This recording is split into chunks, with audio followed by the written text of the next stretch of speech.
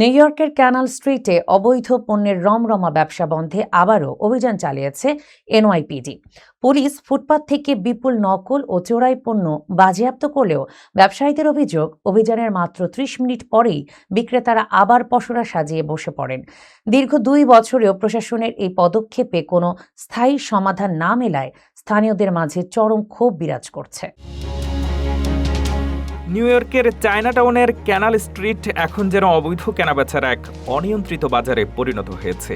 দীর্ঘদিন ধরে চলা এই উইকিপিডিয়া বা খোলা আকাশের নিচে বসা নকল ও চোরাই পণ্যের পসরা বন্ধ করতে রোববার ফের অভিযানে নেমেছিল এনওয়াইপিডি। অভিযান চলাকালীন পুলিশ সদস্যরা ফুটপাতে থাকা অবৈধ স্টলগুলো গুঁড়িয়ে দেয় এবং বিপুল পরিমাণ নকল হ্যান্ডব্যাগ, পাওয়ার টুলস সহ অন্যান্য পণ্য বাজেয়াপ্ত করে ট্রাকে ভরে নিয়ে যায়। কিন্তু পুলিশের এই কড়াকড়ি সত্ত্বেও পরিস্থিতি যেন আগের জায়গাতেই দাঁড়িয়ে আছে। স্থানীয় ব্যবসায়ীদের অভিযোগ, পুলিশের অভিযান লোক দেখানো ছাড়া আর কিছুই নয়। অভিযানের মাত্র ৩০ মিনিটের মধ্যেই বিক্রেতারা আবার তাদের পসরা সাজিয়ে বসে পড়ছেন।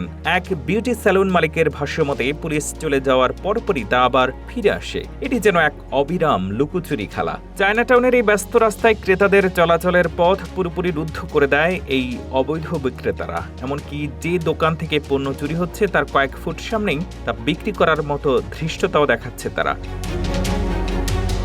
এনওয়াইপিডি এবং ফেডারেল ইমিগ্রেশন এজেন্টরা গত ২ বছর ধরে এই এলাকা নিয়ে কাজ করলেও কোনো স্থায়ী সমাধান মেলেনি। আইনি দুর্বলতাকেও দায়ী করছেন অনেকে।